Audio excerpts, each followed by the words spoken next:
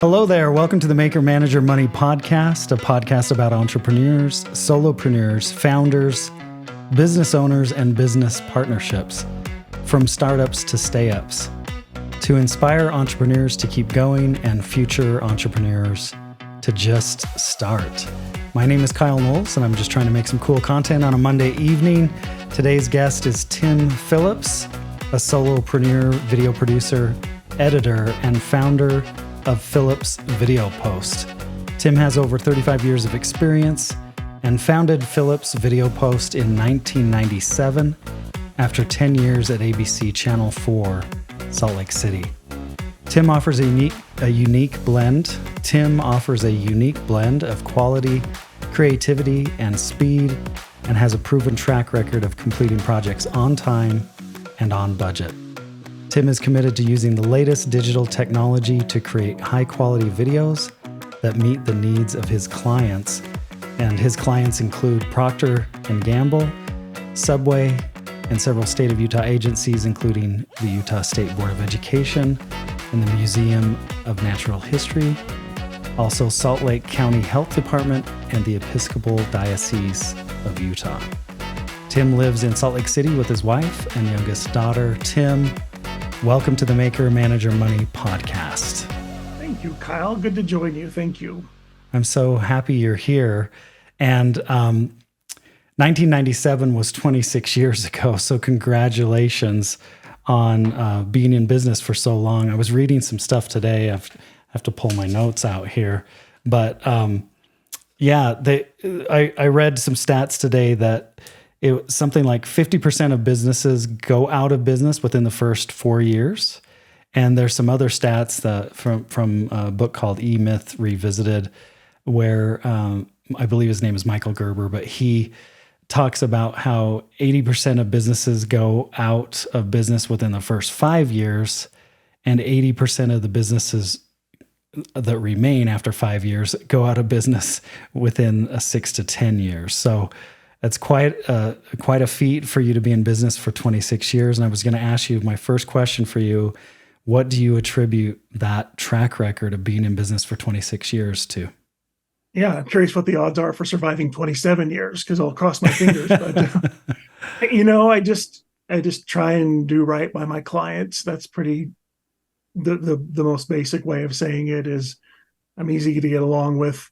I think I make good products, good end videos for them. And I just, I listen to what they want and have the expectation that they're hiring me and paying me for my knowledge. And so I'm able to say, we could do a spinning graphic on this very mellow church video, but instead we could do this and not drive people crazy. So I think it's just getting along with people, and I'm lucky I get to be selective who I work with nowadays. And, I think that's pretty much it. Just riding the tide of up and down economies and having low overhead. And here I am. Yeah. So talk to me a little bit about your overhead. You explain to everyone, first of all, like, what is your setup? How do you work day to day? Sure. Yeah. When I started in 97, I had a little office in downtown Sugar House that's no longer there. It got torn down a few years ago. And then in early 2000, when our oldest child was born, right before she was born, I decided to move home. And I had a lot of my clients concerned about that. It wasn't as common back then to work out of your house. And this was long before being able to upload videos and get approvals. I had clients with me every day, and they were concerned how that would look to their clients, especially to my ad agency clients, stuff like that. But I moved home successfully, and I think I'm a better vendor for them since I moved home, because, quite often they'd call and say, "Oh, we need this change made before a board meeting." And I'm like, "Sure, I'll wander downstairs and have it for you in 10 minutes instead of, it's going to be a bit, I've got to get over there and there's traffic." And so I've been at home ever since. And I just have, my computing set up for the editing and a nice color correcting monitor, and change computers every couple of years to try and stay up to date as much as possible when time allows for transitioning to new computers because I try to be in the middle of projects. A few years ago, I started filming. So I have a bunch of camera gear I've been building on, and I found out with camera gear that you never have enough. You just keep buying and buying and buying, and there's always room to buy more. Um, I have my client couch back there, which hasn't been used in probably, I don't know, 6 years, 7 years, because now clients give me their scripts and the footage, or I go shoot the footage and then I show them a copy to look at and we make changes from there. But now that gets to be the family hanging out with me spot, because that's the primary nice thing about being at home is just having the family here when I'm working and hanging out and watching TV or doing homework or whatever. Excellent. So, and you've just had this office in your basement for years then? Yeah, it's on the main floor. So the only thing we had to do construction wise we live in Sugar House, and the house was built in 1901. And I often say I wish they built me a bigger edit bay when they built the house in 1901. But the front door led to the living room through the dining room and then into the office. So we built a separate door that you come in the front door and come right into the office. I have a little reception room for back in the days when clients would come and hang out, and I would have multiple clients, one finishing and one waiting. And so they'd wait in the little reception room, or I have my accounting computer and a bunch of old nifty vintage computers to look at. But yeah, it's worked out really well to be here, and I'm lucky I get to do it. Let's talk about. I just want to geek out on your gear a little bit and talk about your camera setup. Initially, you're a Sony guy. It sounds like. Yeah, I had a Canon camera at first, and that was just quite often I'd have to shoot supplemental stuff while I was editing something. I did a documentary on pain medicine a few years ago, the people who are dealing with pain, but who get in trouble with like the FDA because they're considered, like the same type of person who would jump over a pharmacy counter to steal pain meds from the Walgreens type thing. So I helped edit a video on pain medicine. And so I would need shots of pills, and the documentary was shot, and I just needed like background shots to blur out and put graphics in front of. So I had a Canon camera. I don't even remember which one it was, honestly. I wasn't very good at it.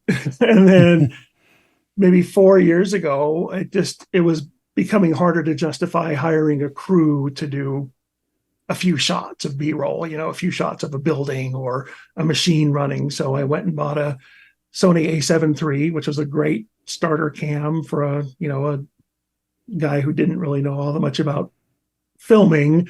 I knew the process. Obviously, I've been producing since I went into business, but I would just hire a crew to do the filming, and I'd say, shoot that. We're going to do this interview. And so I know, composition and what I want a shot to look like and all that stuff. But actually controlling the buttons was a whole different game. So I really immersed myself in learning, how to set the iris and how to set the f-stops and all that stuff, because it wasn't really something I ever had to deal with. I just said, shoot that. And then smarter people than I would shoot it. So I got the A7 III, and that worked well for about a couple of years. And then when the Sony FX3 came out, I got one of those and really love that because I'm still trying to be better at lighting. There are lighting people who are really, really good at it, who've been doing it for decades. And I'm still at the early stages of understanding, even like 3-point lighting for an interview setup. So I liked the FX3 because it had the 10-bit 4K. So it just gives you that much more wiggle room when I'm color correcting. Like, oh, I should have brightened that side of the face up, and I can go boop and do it because there's all that data in there to play with.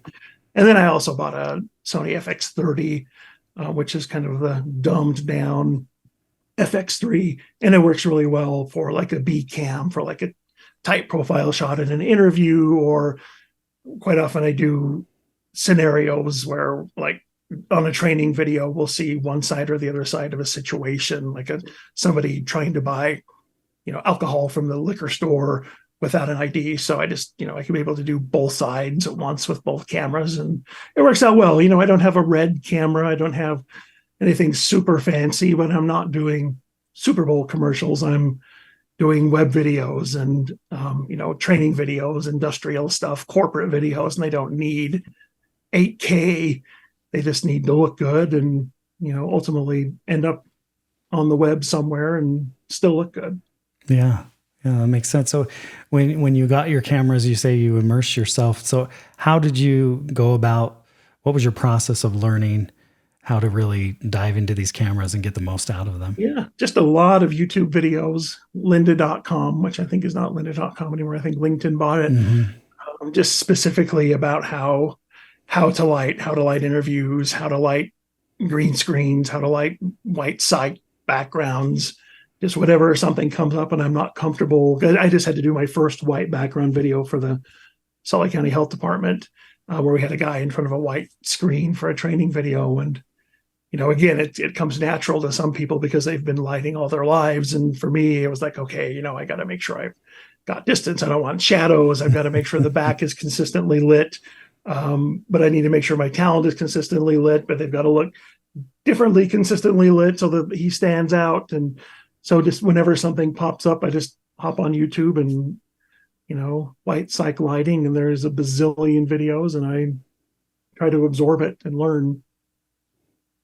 YouTube is the way. It's a great learning platform, isn't it? Yeah. It's taught me a lot.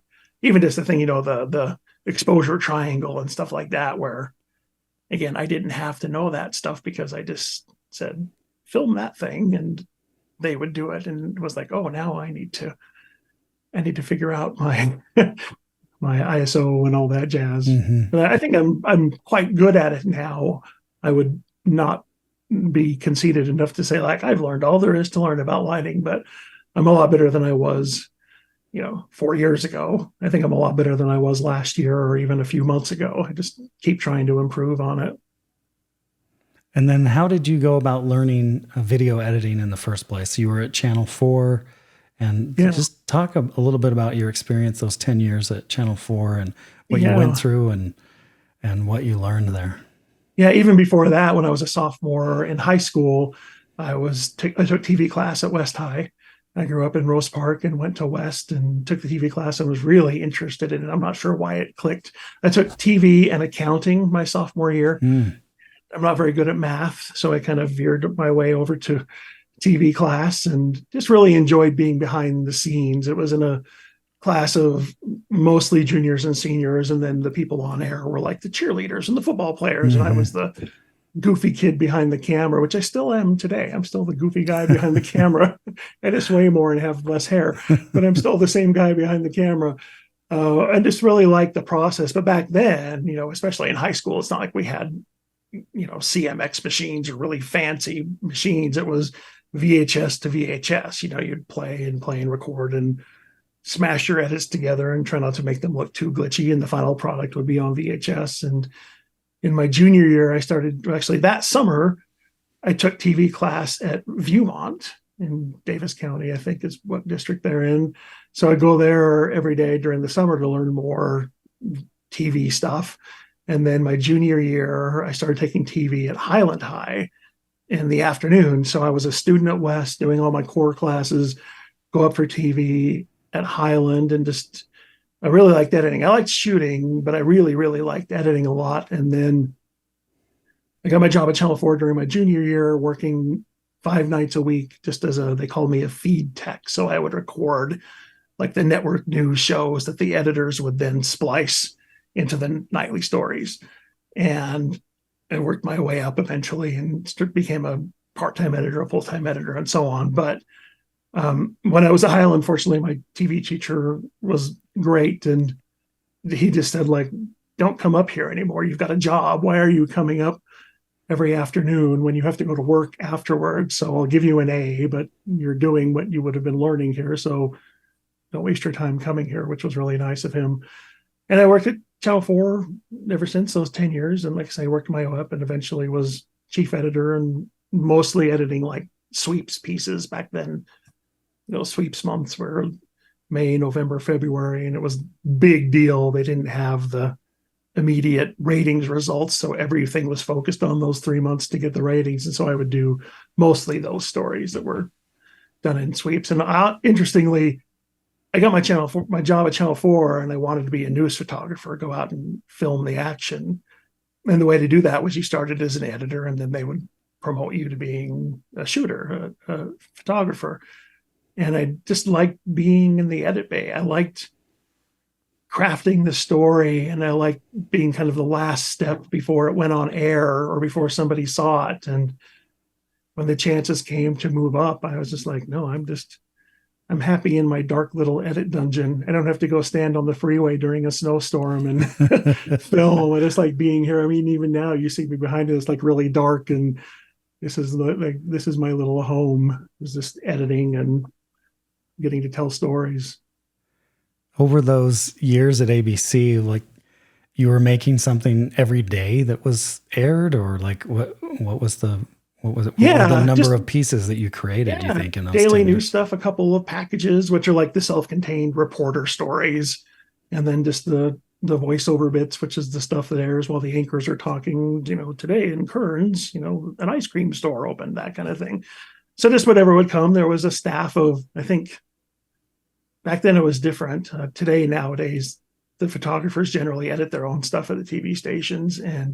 But we had, I think, 10, 12 editors and another 15 or so photographers that would go out and film the news. And I just edit the pieces that aired on the news. And that's, it's relentless. There's newscasts on holidays, and there's newscasts when war is happening, and there's newscasts when there's not much news and you have to come out and find news. And when I quit my job and told my news director that I was going into business on my own, I told him, like, I can handle the pressure of daily news. I just don't want to anymore. Like, it's just, I want to do something else. It beats you, like there's deadlines. And back then it was so much easier than what these poor people deal with now. Channel 4 had 2 newscasts, a 5:30 and a 10. And nowadays, like, they have hours and hours and a half dozen hours of news, and it just cranks out, and it's always going. So I had it easy, and it was overwhelming. So I'm glad I got out when I did. So it was just relentless. Yeah, it's always there. There's always packages. There's always news to be edited. They can't go to black from 5:30 to 10. They've got to have something, and generally that involves edited pieces. So you would have done a couple thousand pieces that aired then in a 10-year period, basically.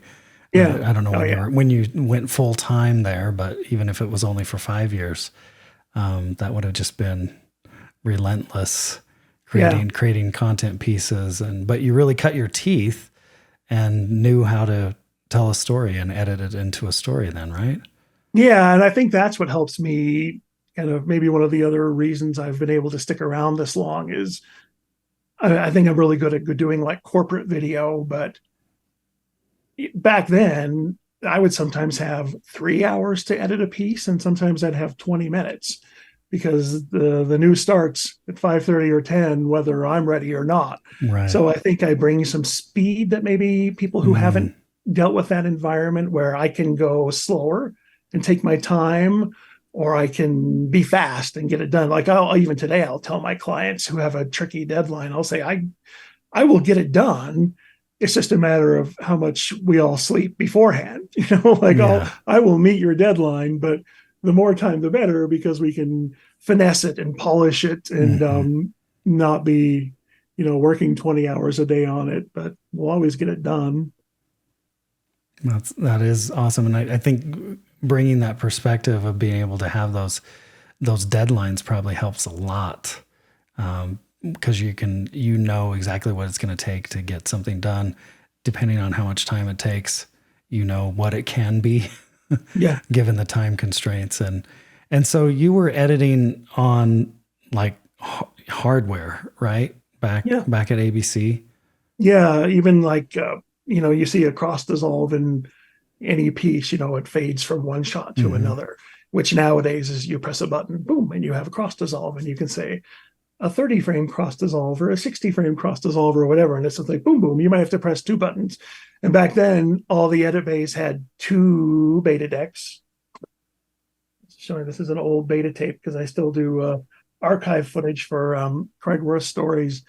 So you'd have your player deck and your record deck. And if you want to do a dissolve from one shot to another, we had a third deck that was on a cart that you would wheel into the edit bay and hook it up so that you could do a fade from one shot to another, because you would need those shots on two different decks.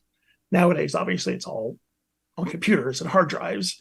But yeah, so it was really like, is this worth a dissolve? I mean, like, it's going to take us a half an hour to get this machine set up, and then you have to do your A roll and your B roll, and you got to make sure the shots are ready, because on fancier stories, there'd be many dissolves.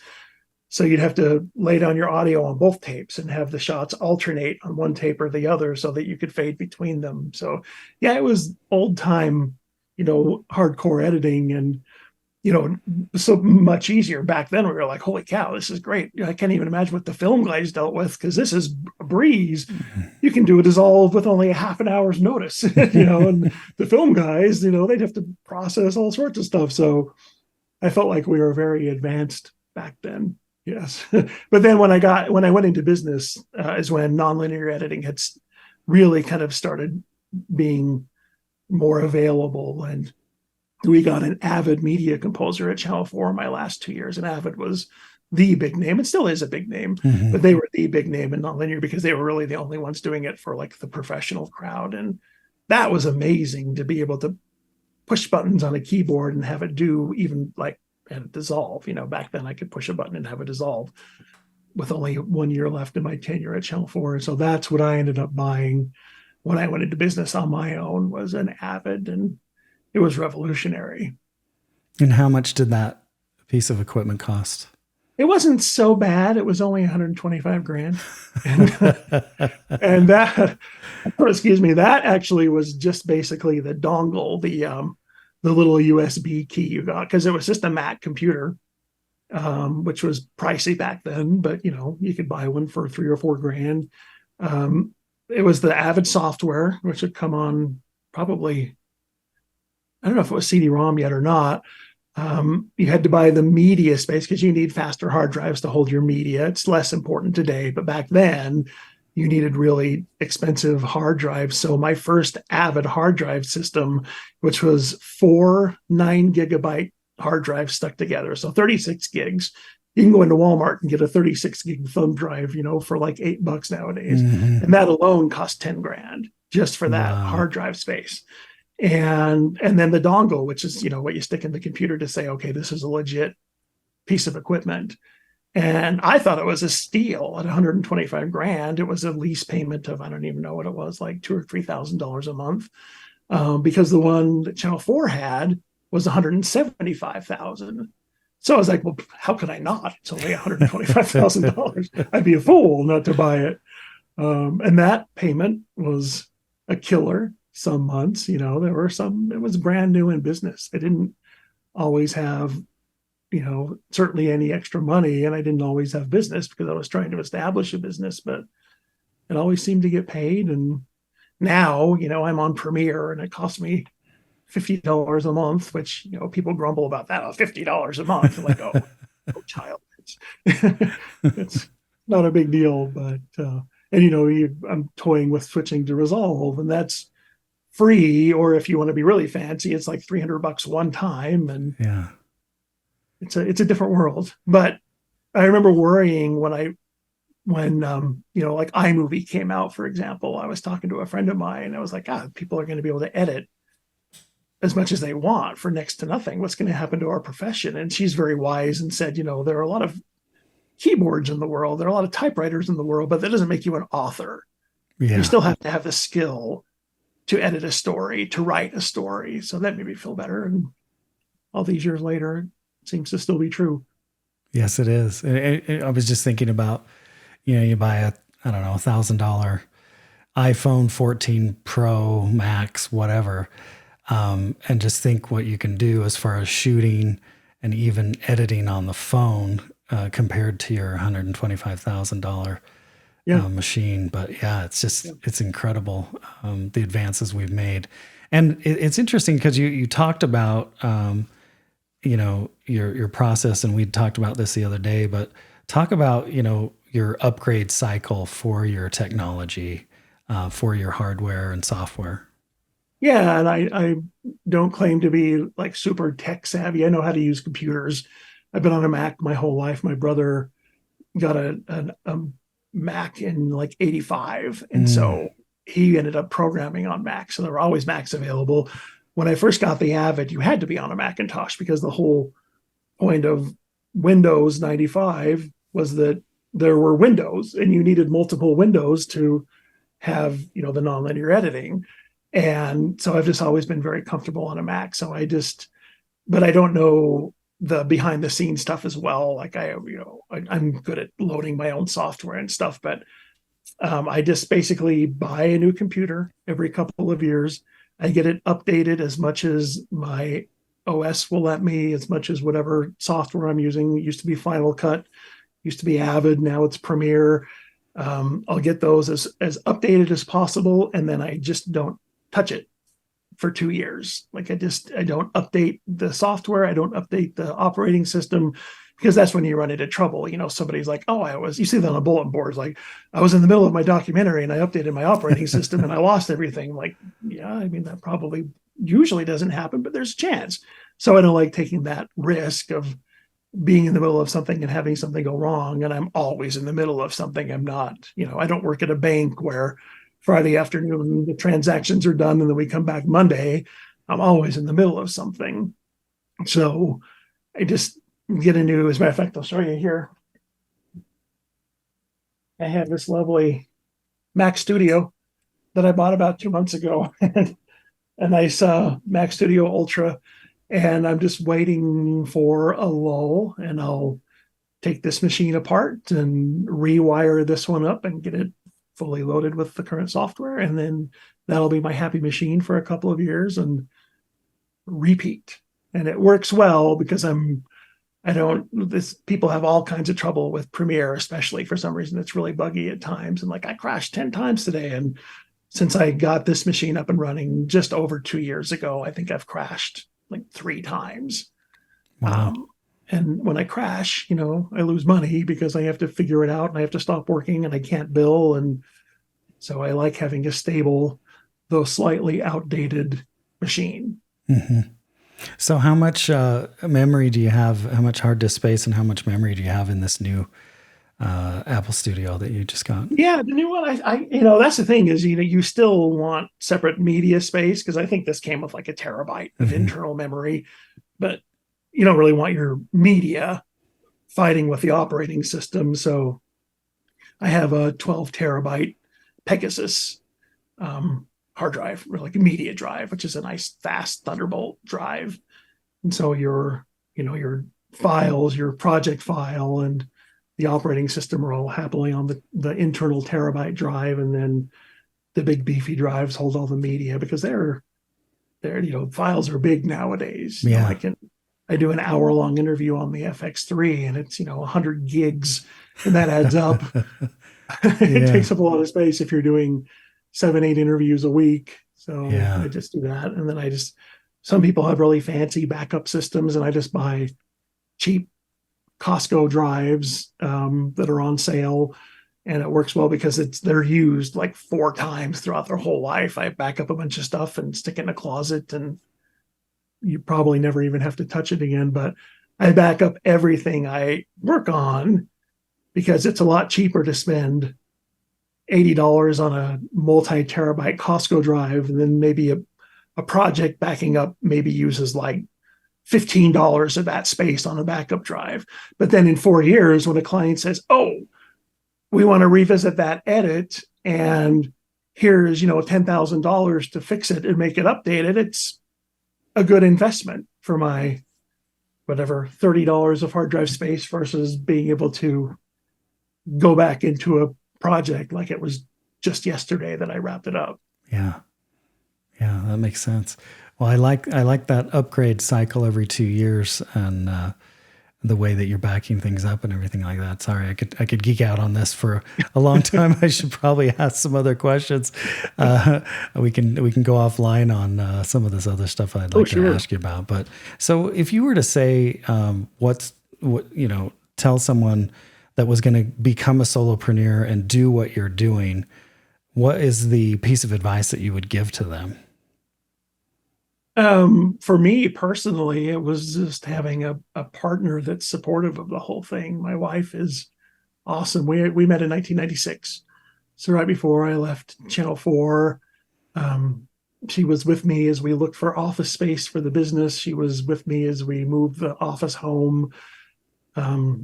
So for me, that was just having that support of like, are we sure we want to do this? With a kid and another kid coming in a little while, like this is a big jump, like not having the stability. There's a lot of great things about this life I lead with being able to have my own schedule and being able to work with who I want, but there's no guarantee that the phone will ring tomorrow. And so you're kind of rolling some predictable dice every day, but you're rolling the dice like that there will continue to be work. And so for me, it was just having her just always putting, the business was never more important than our family, but the business was important enough that, we have meetings about it. And anytime, even though she doesn't care what machine I'm editing on or how much media space I have, but I always talk to her like, okay, I'm thinking about buying this. And she's always like, of course, if you need it, buy it. I mean, first of all, you need to spend the money or the feds get it. So I'd rather go invest it in the business, but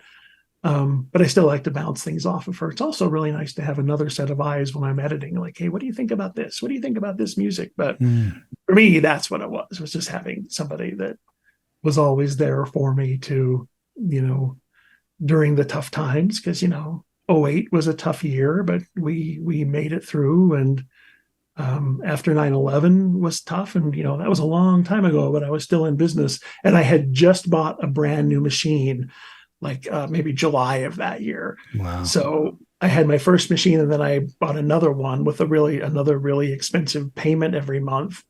And, the world was shook for a while there and we're like, oh, we're going to get through this. But, it did. And so just having her, but, just knowing that it's going to have a lot of ups and downs. And even after all these years, I'm like, we made it another day. This is great. And if I have to go, get a job as a Walmart greeter tomorrow, I've had a really good run and did something I love doing and let me work at home and be a stay-at-home dad, basically. I mean, the kids always in here when they're home and hanging out. And, it's if it ends tomorrow, it's been a really good ride. I've been really lucky. Yeah. So what do you think the hardest part of being a solopreneur is? Just that it's all on your shoulders, that's, even now, like, financial experts are saying we're going to have a recession, which you've been hearing for like 3 years now. There's a recession right around the corner. So you do have to pay attention to that kind of stuff. I think anybody that's employed has to pay attention to that too, because corporations are not immune to having layoffs. And we've seen that a lot in Utah lately, but just having that in the back of your head, like, okay, we have to have enough in savings where we can get through a tough spot. But my wife has a chronic illness. And so we're lucky that she doesn't have to work. She's able to kind of stay home and take care of herself. And so we don't have dual incomes coming in. And so we have to make sure we've got enough saved, but we also need to make sure that we're, paying our monthly bills. And sometimes if there's a lean month, okay, like we would quite often pay 2 mortgage payments when a big check came in, 2 or 3 mortgage payments just to get ahead. So that way, okay, like, our mortgage is our biggest expense. If we have 3 months paid, we're golden, because then even if I had like a really slow month, our house is secure. So, we haven't had to worry about that for a little while, but it's crept in there, over the years where like, oh, this is a tight month. So you just got to know that it's, there's really no support out there, but it's, for me, it's the support within the house. And it's always gotten us through. And she's helped back when the business was slower. She'll make cold calls for me and do that kind of stuff. And, it's just been great. Yeah. Speaking of cold calls and things like that, how do you get new customers? I'm really lucky. I haven't had to market myself, and it's been a while, 5-6 years. I have a basic website where if people want to try and find me, they can, but it's all been just word of mouth, which is really, really nice. So I'm not having to, not only am I having to work with people I don't like, but I'm able to turn down work with people who I've worked with in the past and haven't really gotten along with. And for me, my sanity is worth that. I turned, even like five or so years ago, I turned down it was probably a $30,000 gig because I'd worked with them in the past and they were challenging to the point where I was losing sleep and like snapping at my kids because I was under so much pressure to do it. And I was like, man, there's no amount of money is in the world is worth me losing my cool with my kids. So I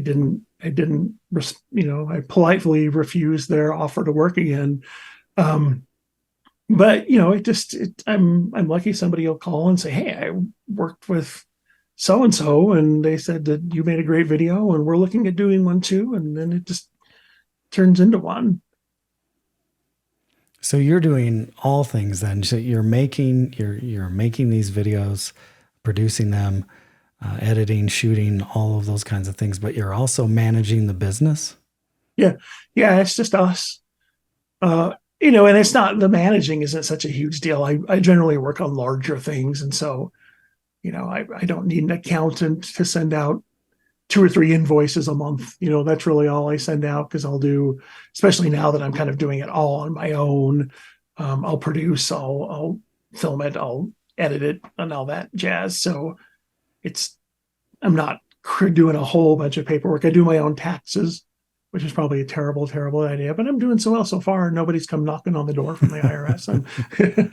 I'm declaring everything, and working at home is a great benefit tax-wise too, because I get to deduct so much and deduct this part of the home office, and a lot of my expenses are partially a write-off because of the business. But yeah, I do it all, or Leslie helps me, and we get it done.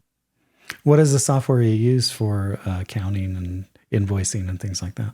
I have no problem spending, lots and lots of money on a new Mac. We'll drop no problem to drop $3,000 or $4,000 on it. But I was sick of paying QuickBooks. It's like $80 a month to send out my 3 invoices. So I just use a freebie. I can't remember if it was free or maybe like a $20 one-time thing off the App Store, the Mac App Store, called I'm looking at it now, B Invoicing. And it's really great for just sending out the invoices and letting me keep track of them. And it doesn't do anything fancy like, we'll fax you when somebody has looked at the invoice and you can pay through credit card and we'll let you know when it's happened. It doesn't do anything fancy, but it works well for me with my minimal accounting. I don't spend a lot of time doing paperwork, fortunately. Nice. And so that's B as in buzzing bee? Yeah. B-E-E. Okay. Yeah. B invoicing. Okay. And are there any other tools that you basically can't live without, software tools or hardware tools to run your business? Yeah. Trying to think. My whole life is in my phone. And again, it's just a basic. There are some people who have really fancy like to-do lists and checklists and stuff like that. I just use a little app called Awesome Note on my iPhone, and it has my whole life. It has, my schedule and, just my various lists. And I'm doing a series of videos for Weber State right now. I do it every year. Fortunately, I'm lucky. They keep calling me back for the Alumni Center. And so I write my questions because I do the interviews generally when I do these interviews. So I write down my questions. I'll look up the people we're interviewing, their biographies, and, like, tell me about when you were young. Tell me about this hurdle you had to jump over. So that's all just in my phone, and so I'm trying to think otherwise. No, I'm pretty, I'm old, Kyle. Okay. I only have so much room in my brain. Well, if it's all on your phone, then you're not that old. But you said true. It was called Awesome Note? Yeah. Awesome Note. Okay. Yeah. So it's kind of a list management calendar kind of system. Yeah. Okay. It works well. And then we do a shared calendar for the family through Nice. our iCloud. And that way, if my wife has to make a doctor appointment, she can see if I'm filming and, just working with the family that way. Nice. So what would Tim of 2023 tell Tim of 1997 when you left ABC and ventured out on your own? Um, I think ultimately just that it's going to be okay, because it was really scary. It was a big jump with a new relationship and the thought of having a family. But ultimately, it's so worth it. I had a great time at Channel 4. A lot of great friends that I'm still friends with in person or on Facebook. And starting as a kid in a really adult dominated world, I was the youngest person there by probably 15 years. Wow. Um, and especially in the news department, where you've got all these college educated, Berkeley master's degree in journalism type people. And I was like, hi, I'm Tim. I'm still breaking out. So it was, but they really welcomed me. And I get along really well, even with still some of them today, some of them who are still in the TV business locally. But, mostly that it's just, it's going to have its ups and downs, but I wouldn't trade it for the world. I tell people I'm the luckiest SOB in the world, because we've always had money to pay our bills for the most part. Well, always, just sometimes a little later over the years. I've been able to volunteer at my kids' school and get my wife where she needs to be and hang out with me. I get to hang out with my wife all day. And I know some people are like, wow, how do you stand it? But like, man, that's awesome. We get along, which is why we're married. But having my kids in here playing their video games or doing their homework, like I wouldn't trade it. So yeah, if I'd known as it was going to go this well, I would have, I wouldn't have been so nervous, but who would have known? I guess it's easier to look back and tell yourself that now that you've been through so many different, trials and obstacles and ups and downs with the business. But that's, it's really interesting to hear your perspective on, what you would tell yourself from that long ago. So you talked about one of your skills being able to take something and tell a story about that. Is that your superpower as an editor? I think so. Like I say, I'm still 5 years ago, I would tell my clients very honestly, I don't shoot and I don't write. I'm not good at those things, so I'd be doing you a disservice by pretending like I do. But I hire people that are really good at those things to do them for me. Now I feel like I'm a pretty good shooter, so now I just tell people I'm not a very good writer. But I think I'm really good at, like, a company will call and say, hey, we have this script. We want you to make this video. I look at the script and I basically have a script edited in my head before we shot the first frame of video. It's just a matter of like getting all the pieces I know I want. I want a wide shot here and a tight shot here. And I want this person to roughly say, if not for Jim, the CEO, my life would be a disaster, but I'm so glad he's there. So like, it's kind of pre-done in my head. I just have to make it happen. But yeah, the storytelling part of the editing, where I have 2 hours of interviews and one person talking for 45 minutes about something, and knowing that I have to craft that into like a 3 or 4 minute video. It's not even daunting. It's like, this is awesome because I get to help them tell their story. Just last week, and I get to meet really cool people doing this. Just last week, I won't mention name, but I was doing a video for Weber State, and I got to interview a local gal, but she grew up in the South in the late 50s, early 60s. And a few years after, like, Ruby Bridges was like, the first African-American kid to be put into an integrated school.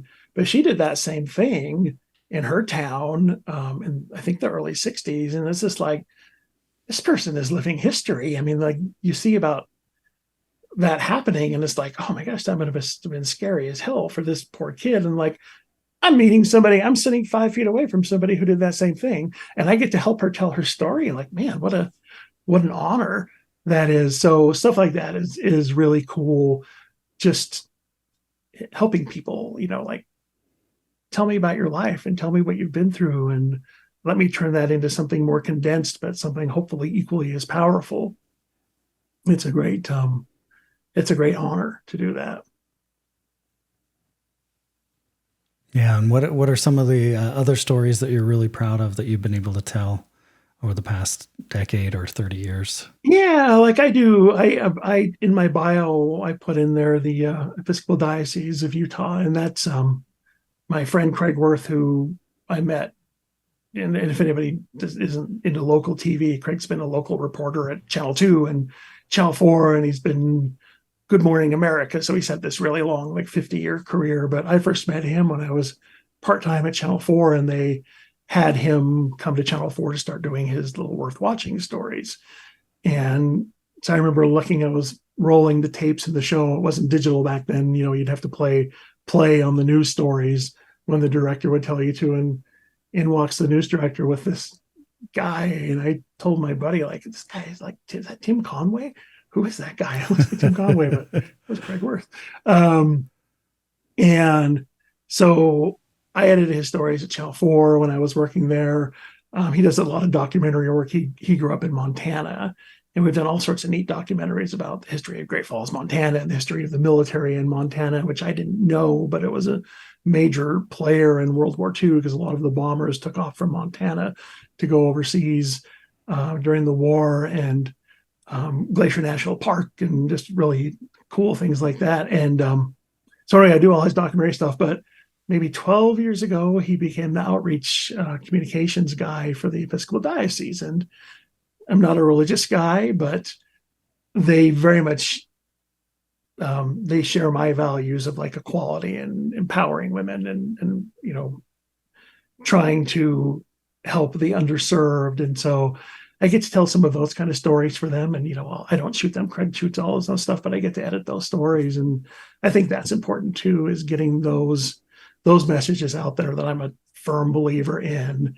So that's really, a special one. And they're a church. I don't charge them as much as I would charge, like the state or an ad agency. I give them a pretty hefty discount just because it's, they're sharing a really important message that I think the world needs to hear more of today. So just little things like that, where I get to meet all these neat people. And for many years, I did videos for the Ronald McDonald House. This was like 20 years ago, back when they were doing like a yearly telethon on TV, and just talking, like these, I'm so lucky because we have our two kids and they're both perfectly healthy. And, you've got your like 3-year-old kid with cancer. And it's like, I can't even when I try and be empathetic, like I can't even imagine what that's like. So doing fundraising videos for them and helping to tell these stories, just, purely to get money donated to help these families. And so,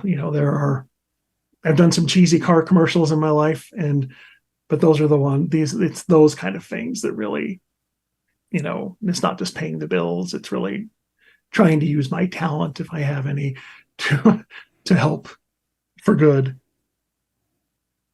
Yeah, I like those examples. It's really interesting. All the different projects you've been involved with. If you think about it, over 26 years, I can only imagine how many pieces of content you've created over those years. Would you have an estimate? I mean, if you were creating even a couple of pieces of content a month, it's like adds up. Oh yeah, I'm sure thousands of things when I've been able to say like it's done, Mm-hmm.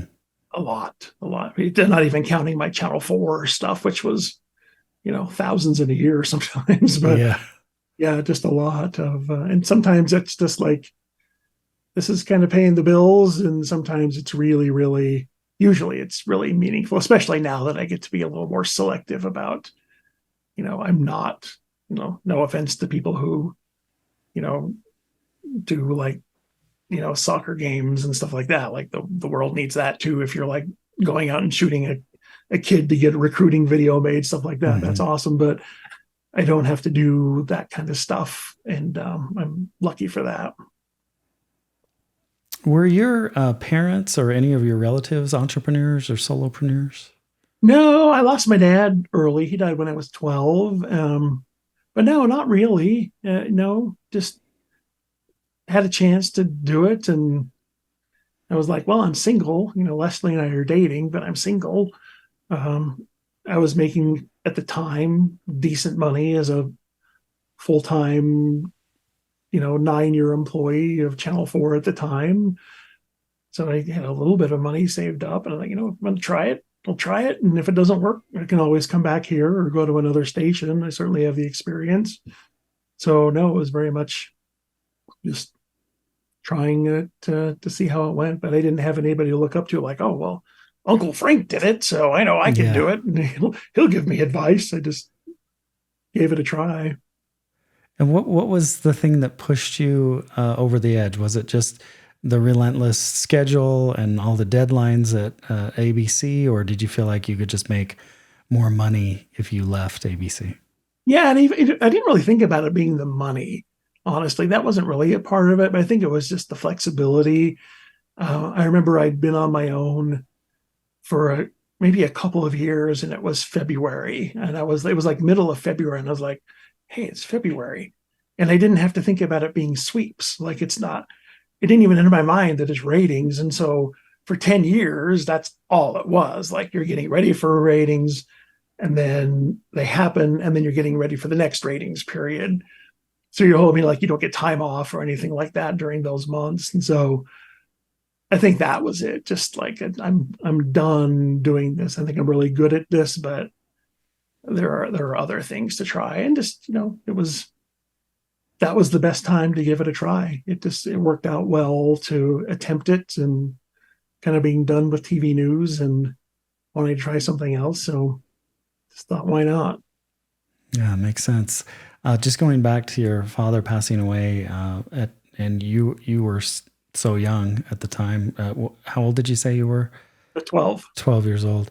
And because I was thinking about you at West High, and then you were going all the way to Viewmont to take a TV class, and then you ended up going to Highland. And I was like, wow, as a high school kid, just taking that on like a job, and you were really interested in it, but you maybe, I'm just want to ask you the question, like maybe your father's death kind of drove you to grow up a little bit faster, and that you were willing to, because there are not a lot of high school kids that would just be like, oh yeah, I'm going to go take a class at another school and then another school. I don't even know these people.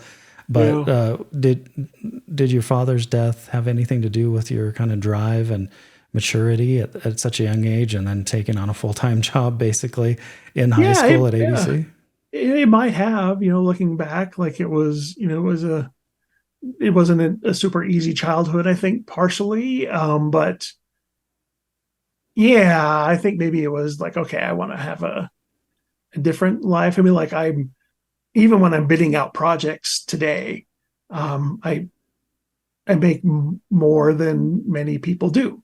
And I try and, if somebody's like, oh, we don't have, that, but can we do it for a little bit less? Because we really want to work with you. And I try and keep the perspective, like I make more in a slow month than my dad ever made in a year. Like, so I do pretty well when the work is there. So I try and keep that in my head. I mean, just for that reason, but yeah, maybe that was it too. Like I got to kind of grow up, and I was the fourth oldest, but there was a big gap between me and my older siblings. So it was kind of me and my little sister kind of still living with my mom and all that. And so, it could have, or just, I really like TV. One of those two. I just really, really liked, I like the process of, editing and going out with these giant cameras that were connected by a cable to, a big giant video deck on your hip. And it was a fun process. So a little bit of both, maybe. Okay. So your older siblings were out of the house when your father passed away? Yeah, they were, I think they were maybe still living there at the time, but they were, I don't know. I can't remember. Okay. That was a long time ago. Ask me what I ate for lunch. I wouldn't know that either. But yeah, but I think they were on their own mostly, but they may have been living in like the basement separately or something. Okay. Yeah. All right. So, did you, other than being so mature and going and working at ABC full time, did you exhibit any other kind of entrepreneurial aspirations when you were younger? Did you have a lemonade stand? Did you mow lawns? Did you have a paper route? Anything like that? Yeah, no, it's funny. I did even maybe while I was in high school, but my mom was a Tupperware lady, of all things. And so I had this idea where I wanted to film her doing a Tupperware party and like sell it to the local distribution people. Like, hey, you don't have to. And now that I think about it, like it's brilliant because there was no internet back then. So it's not like you could go and watch a YouTube video on Tupperware products. So I just always thought that would be neat to film the process of a Tupperware party and send it to potential customers of hers so that they could see what kind of the products were instead of thumbing through the catalog where you could actually see it in real life, you burp the lid, and so that was little things like that. I would approach local companies about doing marketing videos for them. Even in high school, I didn't know what I was doing. I had no sense of how to do like a full marketing video, how to produce it or how to write it or anything, but I just thought it would be neat to go and try. Nothing ever came of it, but here I am all these years later doing exactly that, which is interesting. But no, before that, I worked at the old Diamond Lils over on North Temple, and your older viewers will remember that maybe, but it was an old steak restaurant. I worked there from when I was 14 to 16, and that was mostly to have money. My dad had died and my mom was just single parent trying to raise us and everything. And so I just wanted some of my own dough. So I went and worked as a busboy for a couple of years. Wasn't very good at it. Got hurt a lot, but it got me Coke and snack money. How did you get hurt as a busboy? A lot of broken plates, okay, dishes. At the time, nobody had explained to me the issue with combining bleach and ammonia.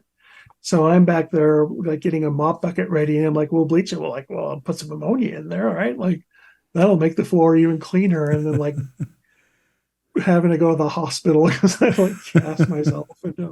Not a smart kid. That was not my high school career. Like I literally went into my counselor in like the 10th grade, and I was like, I want to get out of here and graduate with like the bare minimum of effort. Like I don't like school. I didn't like waking up. I was working in the restaurant, till 10 and 11 at night on school nights, then working at Channel 4 doing the news till 10, 11 at night on school nights. And after that. And so I was just like, I just want to graduate and I don't care about having super good grades. Just get me out of here. And she kind of reluctantly was like, well, I guess we can do this and this. And yeah, I didn't, I don't know, I wasn't as good a learner as I could have been. But so anyway, yeah, I ended up getting hurt. I mean, I wasn't constantly in an ambulance, but I took 4 or 5 trips to the hospital for various reasons back in my short tenure in food service. Busboy days, huh? But I will say that I think everybody should work in some kind of service job because I think it teaches you how truly horribly people can treat each other. And I think it makes you a better person when you're on the receiving end of that. Because even as like a lowly busboy, I got people yelling at me like, "Oh, you didn't clean that fast enough. We had to wait for a table." And so I think it gives you a different perspective on how to be a better human when you see the worst of humanity, which is surprising that the worst of humanity can sometimes come out at a coffee bar because somebody didn't get the right amount of caramel in their drink.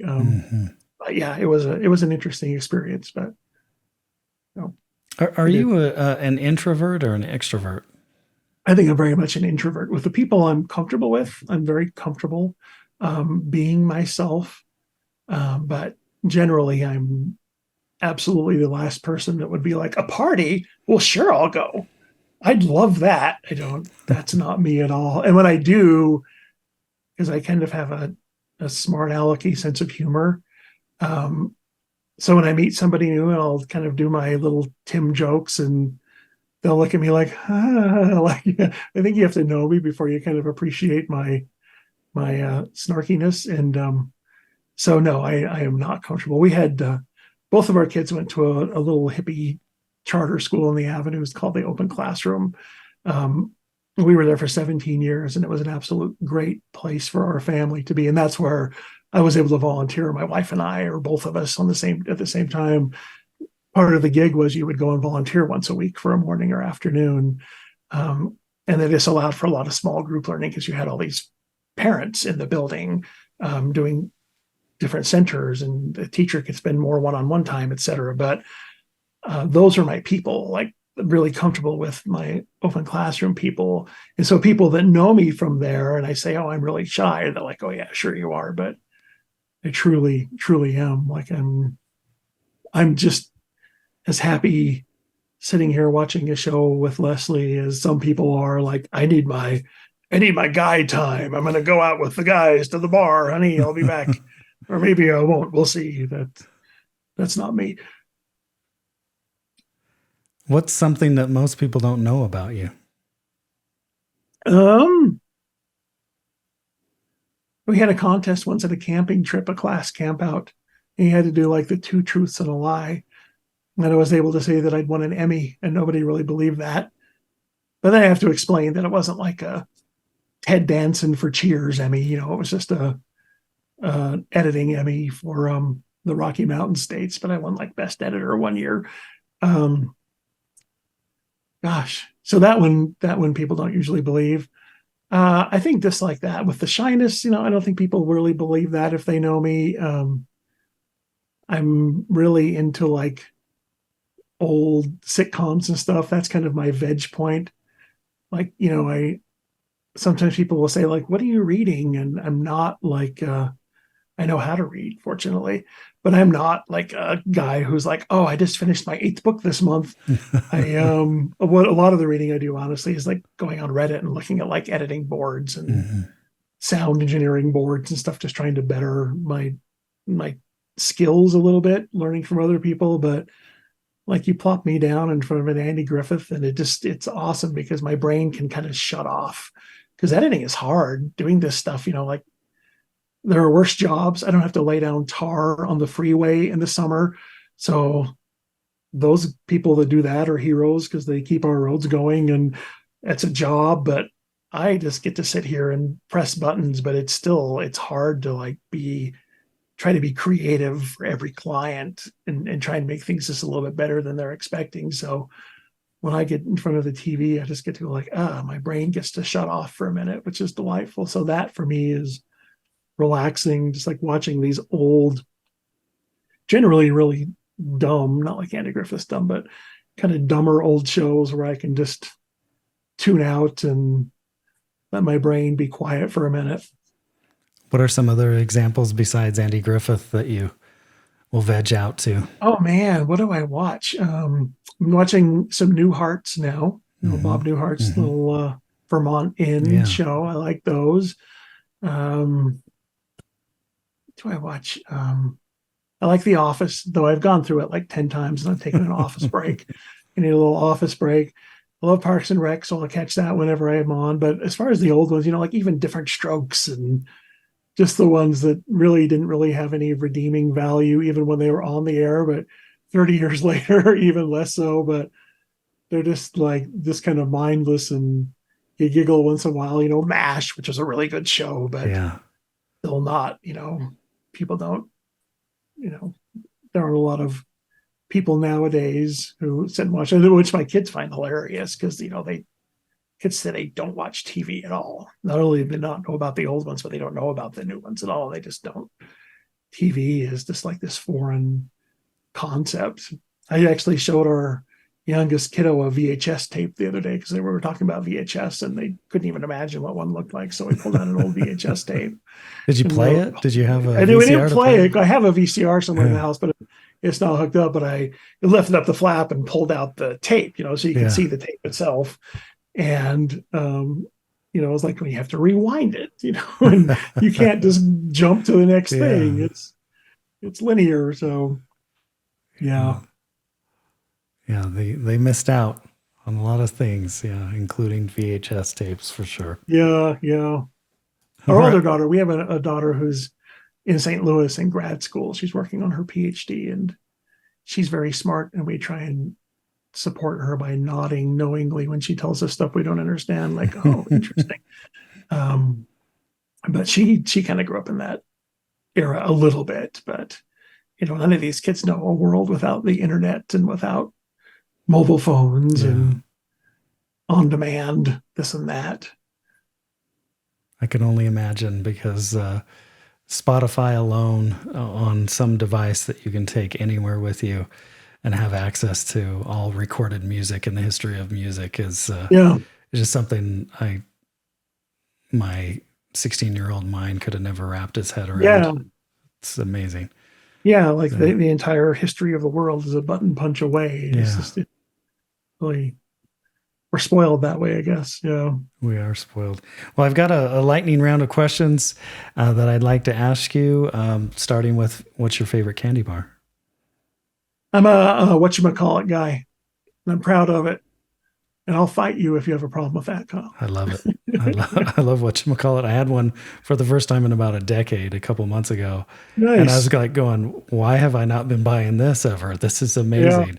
And it's amazing that it's still around because it is kind Yeah. of a relic from, for me, the 80s. Yeah. So, favorite musical artists? During some troubled times in my life, again, like my teen years were not always great. So I go back to like Journey, Def Leppard, those kind of guys. I got into Queen for a while. It's funny, I know there are people passionate about music, and I've never been like passionate about music in any way, but I enjoy music, but I don't really, my brain doesn't work well enough to understand the lyrics.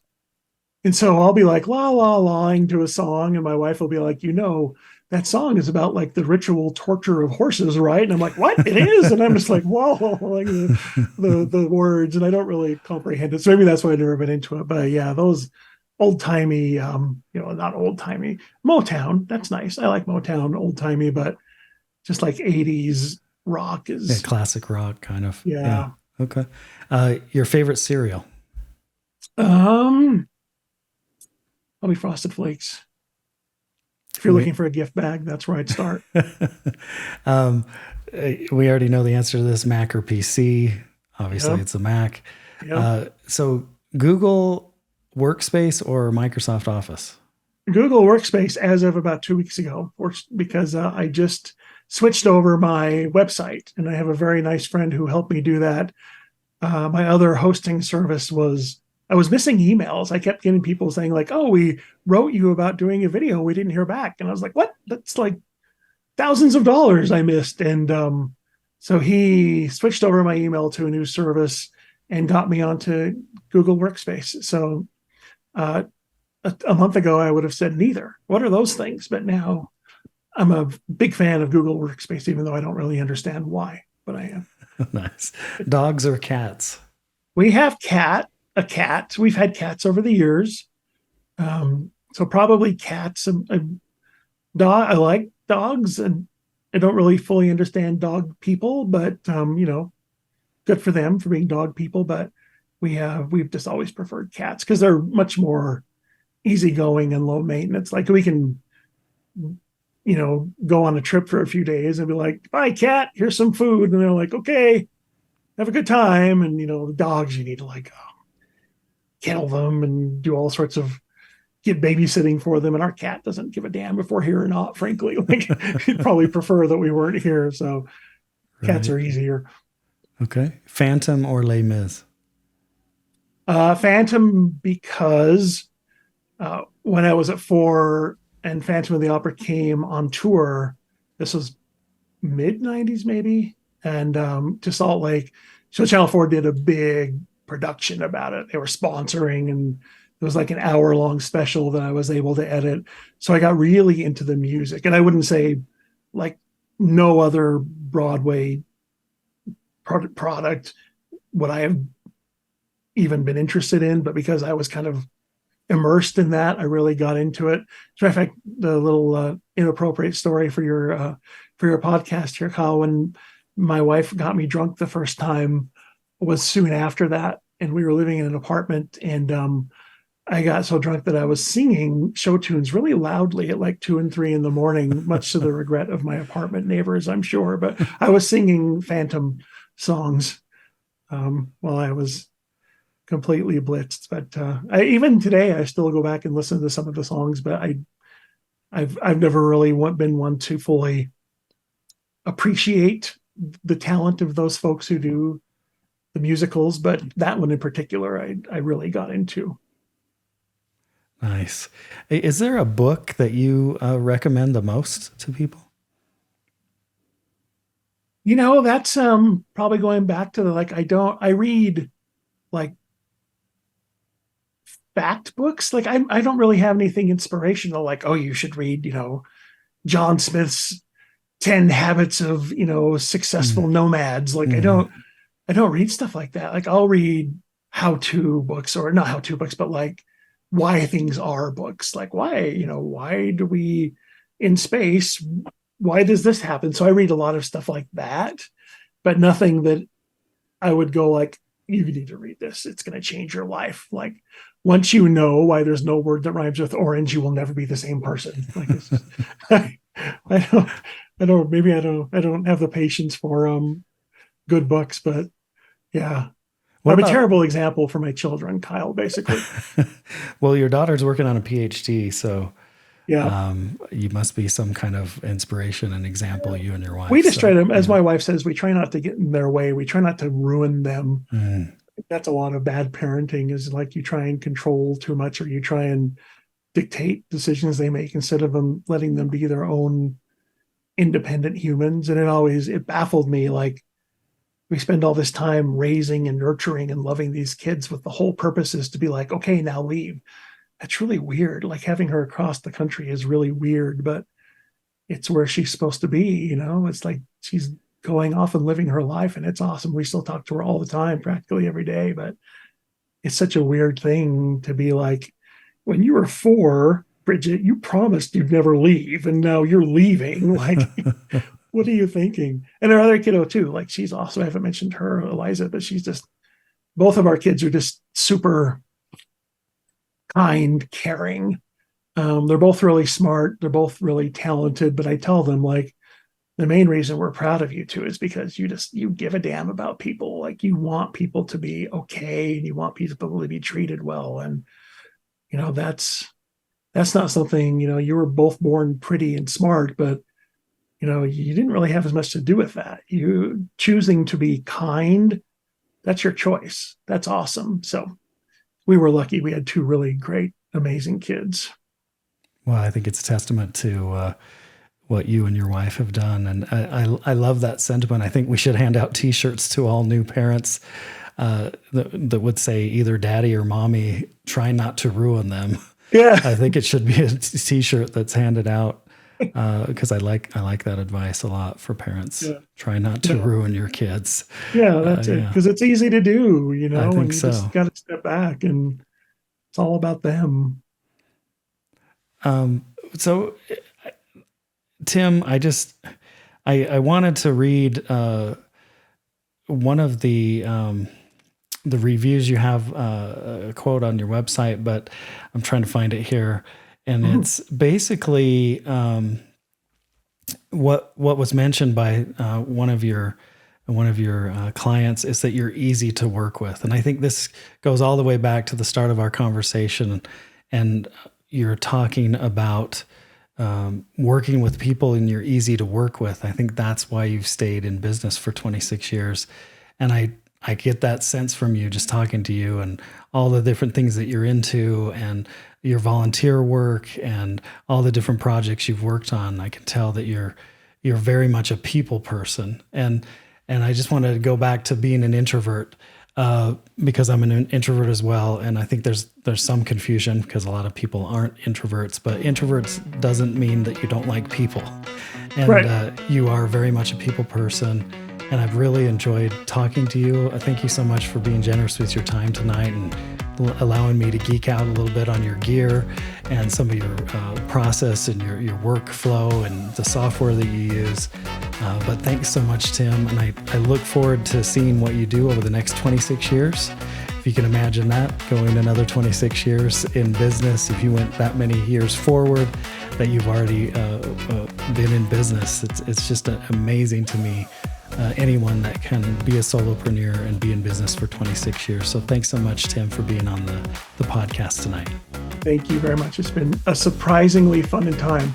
I was worried as all get out about this, and it's been just super fun, much more so than I thought it would be. So thank you, Kyle, making it easy. Tim lives in Salt Lake City with his wife and youngest daughter.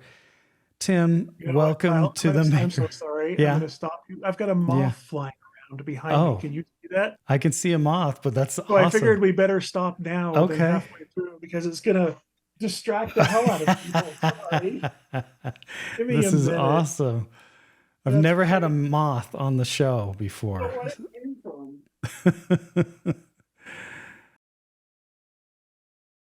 Okay, well, cool. Let's go ahead and get after it. Let's try this. Cool. I think you're sounding good. You're looking good. I can't help it. Can you ask a bird not to sing? You can't. Okay. So I'm gonna go through this introduction and then we'll just get into it. Great. Okay. I'm gonna take a drink of water. Do you have a drink? Yeah, I do. Am I allowed to drink during it? Go for it. Let's be as human as possible. Bourbon? Yeah.